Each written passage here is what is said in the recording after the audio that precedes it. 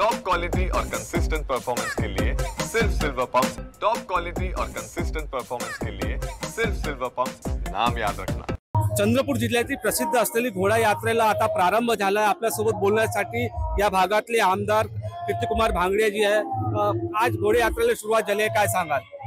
मी सर्वप्रथम आपल्या माध्यमातून श्री हरी बालाजी महाराजांचा घोडा यात्रा महोत्सवाच्या सर्व भाविकांना शुभेच्छा देतो आणि श्री हरी बालाजी महाराजाच्या चरणी हीच प्रार्थना करेन की तुझा आशीर्वाद सदैव आम्हा सर्वांवर राहू दे।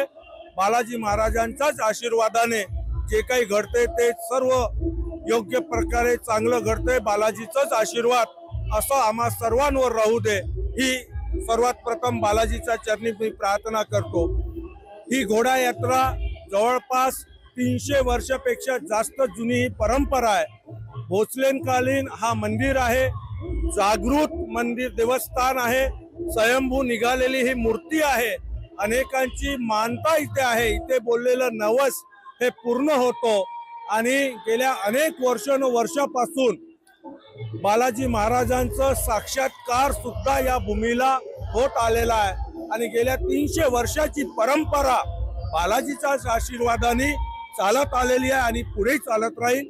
पुनश्च एकदा आपल्या माध्यमातून सर्व भाविकांना खूप खूप शुभेच्छा। गेल्या अनेक वर्षापासून ही घोडा यात्रा या ठिकाणी होत असून अनेक भाविक लांबून या ठिकाणी येत असतात आणि रात्रभर घोडा यात्रा शहराची भ्रमण करत असते। निलेश दहाट, TV9 मराठी, चिमूर, चंद्रपूर।